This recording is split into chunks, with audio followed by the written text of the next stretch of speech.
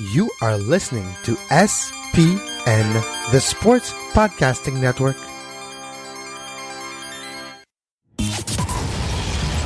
Welcome to Scuderia F1, the podcast that's always up to speed with the latest Formula One news. Follow us on Twitter at Scuderia F1 Pod and subscribe to the show on iTunes and Stitcher. Now, here are your hosts, Mark Dailey and Kevin Laramée. Hello and welcome to a very special edition of Scuderia Formula One, the podcast that is always up to speed with Formula One racing. I'm Mark Dailey, and I'm joined today by Kevin Laramée, who is now live at Circuit Gilles Villeneuve in Montreal. Kevin, what a fantastic qualifying session we just saw. Interesting Q3, Mark. It's suspense until the end, thriller even. And since 2001, Ferrari didn't get a pole and looked like it might. And then Lewis Hamilton did the fastest lap ever around Ile-Notre-Dame, around Circuit Gilles Villeneuve, and then he beat his own time for the fastest lap ever. I repeat, the fastest ever lap at Circuit Gilles Villeneuve, Lewis Hamilton, 2017.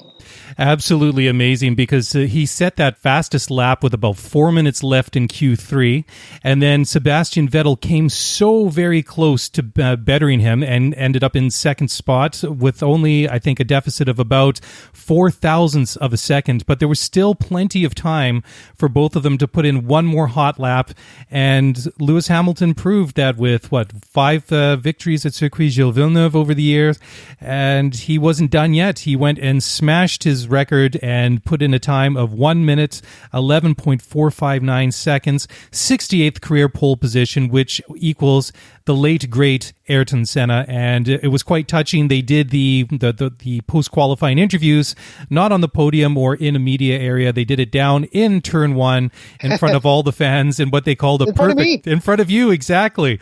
And I was like 2 rows up on the stand 11, and it was S of Senna, and that was quite interesting. We couldn't really hear what Hamilton, Vettel, or Bottas were saying, Mark. The microphone was not loud enough. Maybe that's one thing the organizers need to work on until the next race. But that was kind of fun to actually see them just maybe 100 meters away. It was very cool, and it was neat how they did the interviews with first Lewis, then Sebastian, and then Valtteri Bottas. And then I thought it was especially touching what with Lewis equaling the great Senna's career total of 68 pole positions, they actually presented him with one of Senna's actual race-worn helmets, which I guess made a little bit more sense because that series of corners there is commonly known as the Senna S.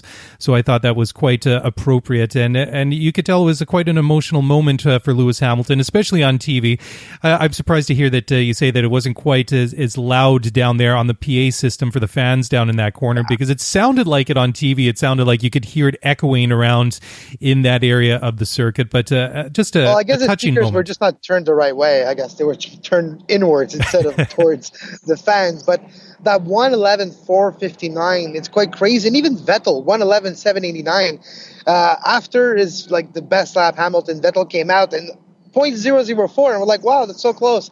And that 0.004 lap that Vettel did is penultimate lap. He made a small mistake too. He slipped, I think it was in turn 7, I believe. He slipped a little, lost maybe 0.01, and he was close, but then Hamilton came out again and just destroyed. It was a hot day. It's still a hot day, Mark. Track temperature was around 44 degrees during qualifying. So it was very hot. I was surprised that Ultrasoft, they held. They were pretty decent, very, very powerful, very performant.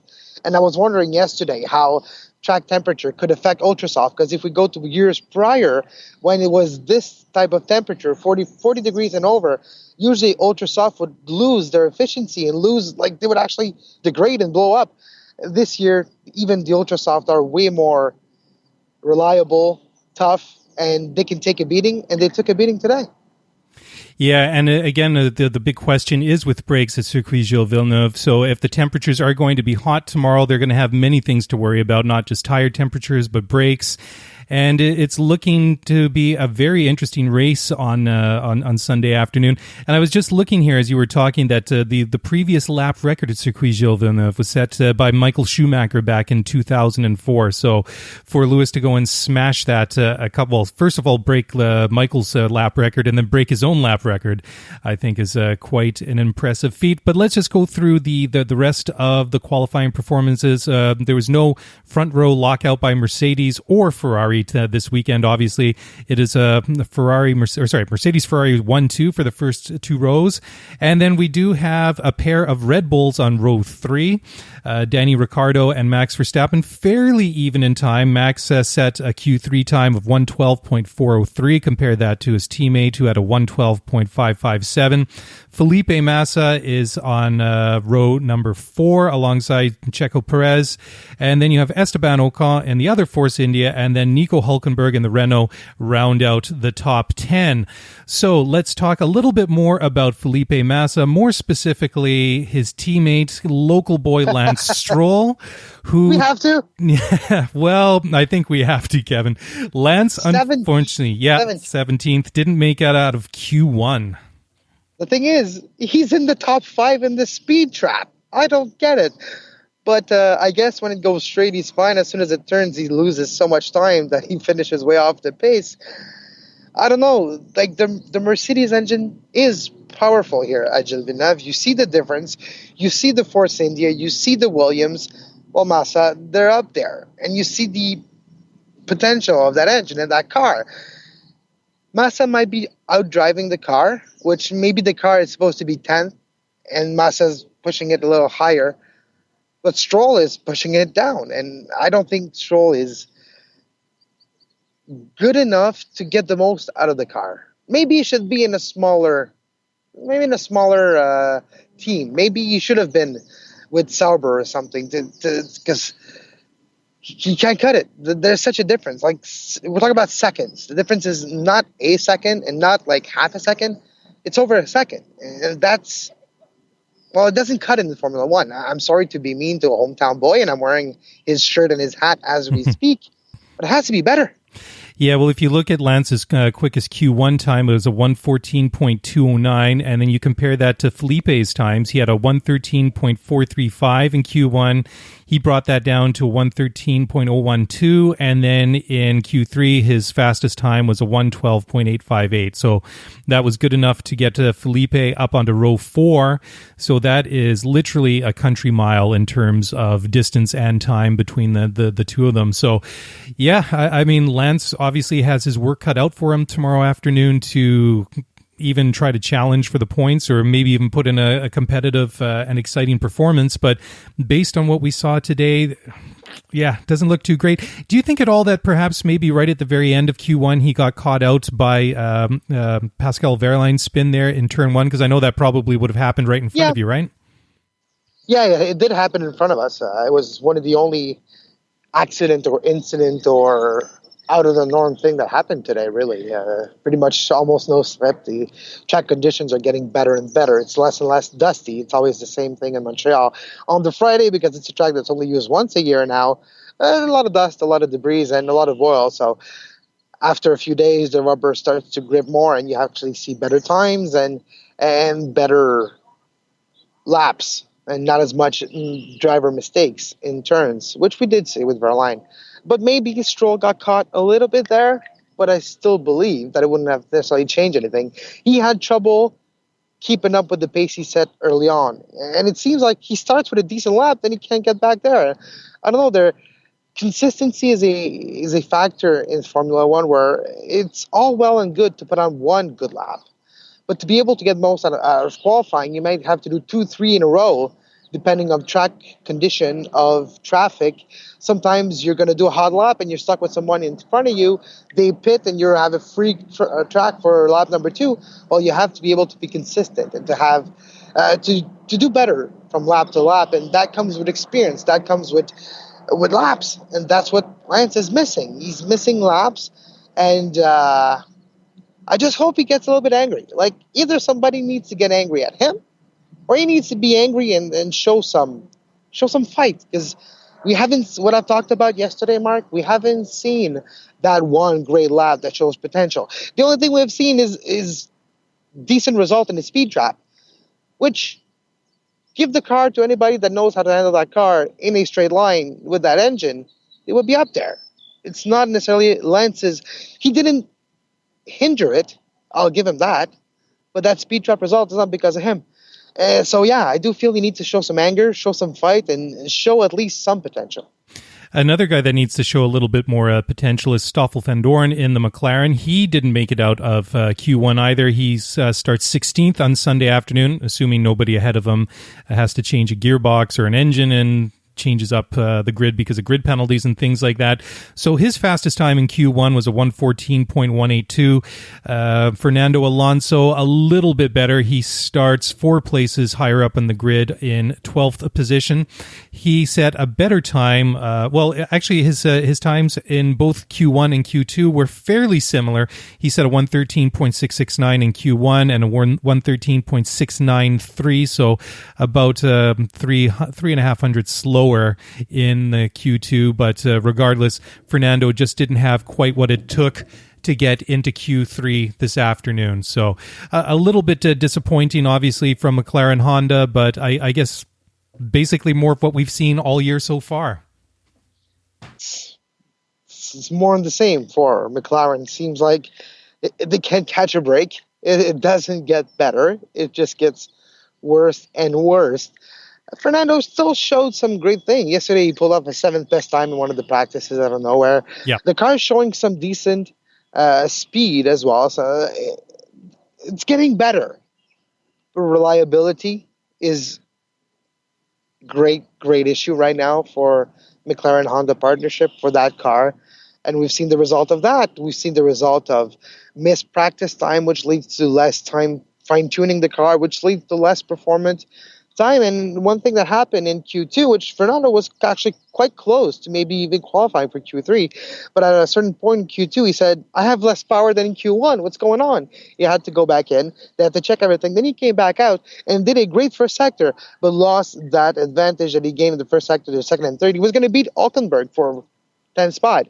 But because of that second and third sector, he couldn't keep up that advantage that he gained in the first and didn't complete that lap, which would have led him into Q3. So he still finished in Q2, but he's still trying to get the most out of the car. It's just really difficult to get reliability, at least consistent enough to get some practice time, get some free practice time, and apply what you learned from that car and actually continue to grow and not having always setbacks because of reliability.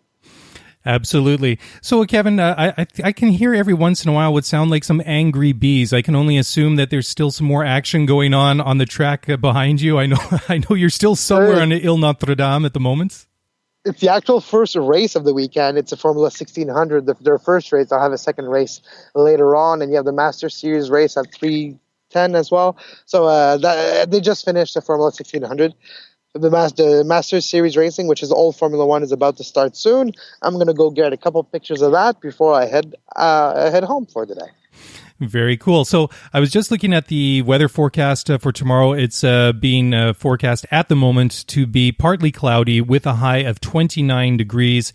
And at about 2 o'clock local time in the Eastern time zone in Montreal, we're looking at about 27 degrees and the skies are looking clear. So it looks like it's going to be a nice, hot, summery day. So why don't we just make a couple of predictions? I think that based on what we've seen from Lewis Hamilton in Montreal over the years, and that stunning performance this afternoon in qualifying, I'm going to go with Lewis as the race winner tomorrow.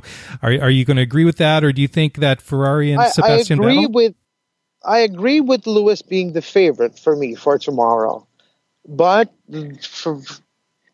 Ferrari has shown some great progress today. They were not necessarily as close, and then Vettel made a great lap out of nowhere. So, which means that they kept some cards hidden up until Q3, so I wouldn't be surprised if the battle for first is quite close maybe. And in a circuit where we can actually see battles on the track where there's place for the engine to express itself, I think we're going to have a battle tomorrow. I think the first corner, the first S of Senna, will be quite important to see who gets better track position, who gets first spot we've seen many, many different type of starts here in Montreal over the years, from clean start to apocalypse in the first turn.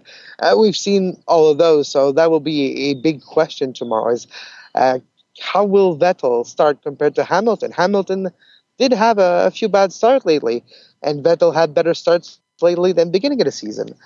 So we'll see who gets around the first corner, but I say the one who does get around the first corner is going to win the race tomorrow.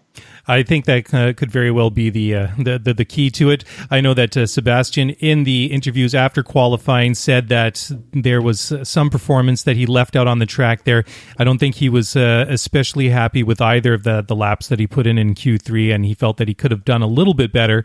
So it still seems that there's a little bit more from Ferrari. But like you say, that start is going to be crucial, because just the way that Circuit Gilles Villeneuve is, that when you go into that first corner with that little dog leg to the right, and then going to that series of corners through the Senna S could make all the difference. So I think it's going to be a real battle between the two, and I wouldn't count out Valtteri Bottas or Kimi Räikkönen maybe being able to throw their hat into the ring and try and make a push for it, but it's going to be a great afternoon of racing, and then we will be back shortly afterwards to wrap it up and just put a close on what's been a fantastic weekend of racing, not just in Formula One, but in all the support series out at Circuit Gilles Villeneuve in Montreal. And that's it. That's a wrap. Kevin, thank you very much for checking in today from the circuit. I know you've got to run off and do other things. Make sure you check out our Instagram page, and that's it's at Scuderia_F1 pod. And Kevin's been doing some fantastic work over the last couple of days, putting up lots of videos and photos covering all the action out there at the circuit. So, Kevin, just before we go, just let everybody know where they can follow you on social media, please. You can follow me on Twitter at Kev Laramée, and on Facebook, facebook.com/Kev Laramée. Outstanding. Kevin, thank you so very much. Enjoy the race tomorrow, everybody, and we'll be back soon. Of course, stay up to date with all the latest news by following us on Twitter at Scuderia F1 Pod. That's a wrap. We'll be back, and we'll wrap this one up in a couple of days. Enjoy the race, everyone. Thanks for listening to the Scuderia F1 podcast. If you want to get the show notes for this episode, then head over to ScuderiaF1pod.com. Want to get in touch with us? Then email us at ScuderiaF1pod@gmail.com. You were listening to SPN, the Sports Podcasting Network. Visit us, sportspodcastingnetwork.com.